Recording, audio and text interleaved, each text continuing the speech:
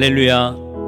사랑하는 참평안교회 성도 여러분, 평안한 하루 보내고 계십니까? 오늘은 잠언 13장 말씀으로 함께 은혜를 나누고자 합니다. 제가 봉독하겠습니다.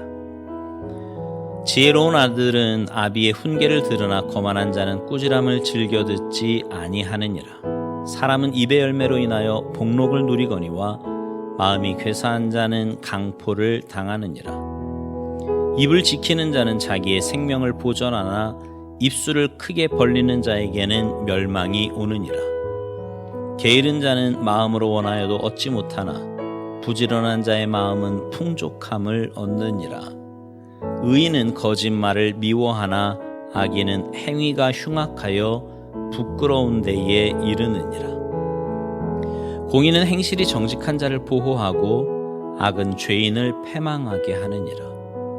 스스로 부한 채 하여도 아무것도 없는 자가 있고 스스로 가난한 채 하여도 재물이 많은 자가 있느니라. 사람의 재물이 자기 생명의 속전일 수 있으나 가난한 자는 협박을 받을 일이 없느니라. 의인의 빛은 환하게 빛나고 악인의 등불은 꺼지느니라. 교만에서는 다툼만 일어날 뿐이라. 권면을 듣는 자는 지혜가 있느니라. 망령되이 얻은 재물은 줄어가고 손으로 모은 것은 늘어가느니라. 소망이 더디 이루어지면 그것이 마음을 상하게 하거니와 소원이 이루어지는 것은 곧 생명나무니라. 말씀을 멸시하는 자는 자기에게 패망을 이루고 계명을 두려워하는 자는 상을 받느니라. 지혜 있는 자의 교훈은 생명의 샘이니 사망의 그물에서 벗어나게 하느니라. 선한 지혜는 은혜를 베푸나 사악한 자의 길은 험하니라. 무릇 슬기로운 자는 지식으로 행하거니와 미련한 자는 자기의 미련한 것을 나타내느니라. 악한 사자는 재앙에 빠져도 충성된 사시는 양약이 되느니라. 훈계를 저버리는 자에게는 궁핍과 수욕이 이르거니와 경계를 받는 자는 존영을 받느니라. 소원을 성취하면 마음에 달아도 미련한 자는 악에서 떠나기를 싫어하느니라. 지혜로운 자와 동행하면 지혜를 얻고 미련한 자와 사귀면 해를 받느니라. 재앙은 죄인을 따르고 선한 보응은 의인에게 이르느니라. 선인은 그 산업을 자자손손에게 끼쳐도 죄인의 재물은 의인을 위하여 쌓이느니라. 가난한 자는 밭을 경작함으로 양식이 많아지거니와 불의로 말미암아 가산을 탕진하는 자가 있느니라. 매를 아끼는 자는 그의 자식을 미워함이라. 자식을 사랑하는 자는 근실이 징계하느니라. 의인은 포식하여도 악인의 배는 줄이느니라. 아멘.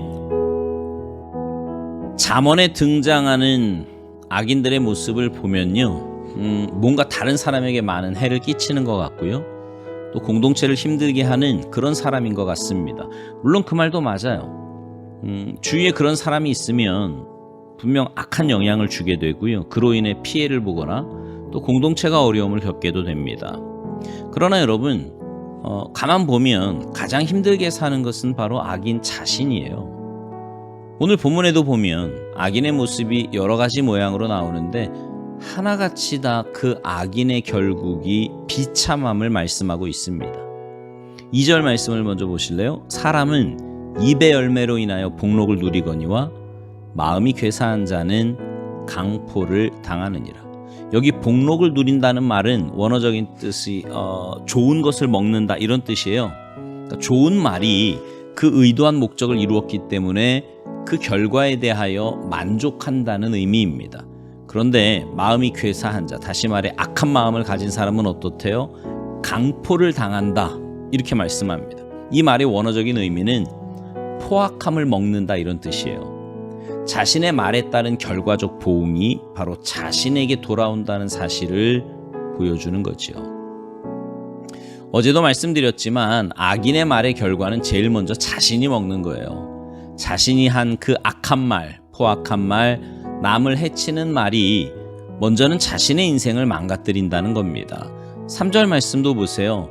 입을 지키는 자는 자기의 생명을 보전하나 입술을 크게 벌리는 자에게는 멸망이 오느니라. 여기 입술을 크게 벌린다는 말은 입을 자기 멋대로 여는 자를 말합니다. 어제 우리가 본 그 함부로 말하는 자와 다를 바가 없는 사람이 있지요. 그런 사람은 결국 멸망이 자기에게 온다는 거예요. 5절도 보세요. 의인은 거짓말을 미워하나 악인은 행위가 흉악하여 부끄러운 데에 이른다고 말씀합니다. 악인은 자기 행위로 부끄러움을 당한다는 거예요. 13절 말씀에도 말씀을 멸시하는 자는 자기에게 패망을 이루게 된다고 말씀하고요. 17절 악한 사자는 재앙에 빠진다고 말씀합니다. 18절 훈계를 저버리는 자에게는 궁핍과 수욕이 이른다고 말씀합니다. 여기 수욕도 수치를 말하는 거예요. 또 21절 재앙은 죄인을 따른다 이렇게 말씀합니다. 그러니까 여러분 계속해서 하는 말씀이 뭐예요? 악인은 그 삶에서 결국 자기가 그 악한 열매를 먹을 수밖에 없다는 겁니다. 여러분 성경의 진리를 한마디로 말한다면 바로 갈라디아서 6장 7절이라고들 말씀합니다. 사람이 무엇으로 심든지 그대로 거두리라는 말씀이 바로 성경의 진리라는 거예요. 정말 그렇습니다. 여러분의 삶에서 무엇을 심느냐가 여러분의 삶을 결정짓는 겁니다. 악한 마음으로 악한 것 심으면 결국 그 악한 열매 내가 먹습니다. 그러나 선한 마음으로 선한 것을 심으면 그 선한 열매를 역시 내가 먹는 거지요. 우리는 악한 존재였고 하나님 보시기에 본질상 진노의 자식들이었습니다. 그런 우리를 불쌍히 여기시고 사랑하셔서 독생자를 이 땅에 보내주셨고요. 그 독생자의 십자가 희생으로 인해 우리에게 영원한 생명의 길, 가장 복된 길이 열린 겁니다. 그 은혜와 사랑을 받았는데도 우리는 여전히 내 죄성으로 살려고 할 때가 있습니다. 눈에 보이는 대로 사람의 말에 혹하여서 내 감정대로 그렇게 살려고 할 때가 많이 있지요. 여러분 신앙인은요, 말을 할 때든 행동을 할 때든 그냥 필터 없이 내뱉거나 행동하면 안 됩니다. 무슨 말이냐 하면 마음에 드는 생각대로 그냥 말을 내뱉는다든가 생각나는 대로 그냥 행동해서는 안 된다는 겁니다. 그러면 우리 죄성대로 말하거나 행동하기 쉬워요. 문제는 그렇게 행하거나 말한 것에 대해 책임을 져야 한다는 거지요. 근데 말을 하기 전에 혹은 어떤 행동이나 선택을 하기 전에 먼저 말씀의 필터로 한번 거르는 겁니다. 이것이 과연 하나님이 기뻐하실 만한 일인지, 이것이 과연 하나님이 기뻐하실 만한 행동인지, 그것에 대해 필터링을 거쳐야 내 안에 있는 죄성이 활발하게 행동하지 않을 수 있어요. 그렇지 않으면, 다시 말해 필터링 없이 말하고 행동하면 우리는 죄성대로 행동하거나 말하기 쉽고요. 그렇게 한 행동과 말에 대해서는 반드시 그 대가를 치루어야 합니다. 특별히요, 몸이 힘들거나 아플 때 혹은 피곤하거나 여러 가지 일이 겹쳐 있을 때면 영적으로 더 조심하고 주의해야 합니다. 그때가 마귀가 틈타기 딱 좋은 때이기 때문입니다. 사랑하는 성도 여러분, 여러분은 하나님의 자녀예요.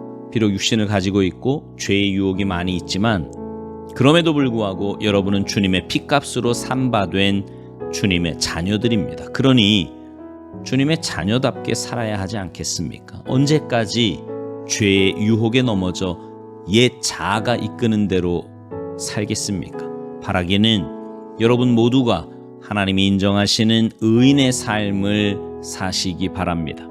여러분 안에 계신 성령님께서 이끄시는 대로 믿음으로 사시라 이 말이에요. 그래서 영원한 천국의 상급을 쌓아갈 뿐만 아니라 이 땅에서부터 하나님의 놀라운 은혜와 역사 가운데 살아가시기를 주님의 이름으로 축복합니다. 아멘.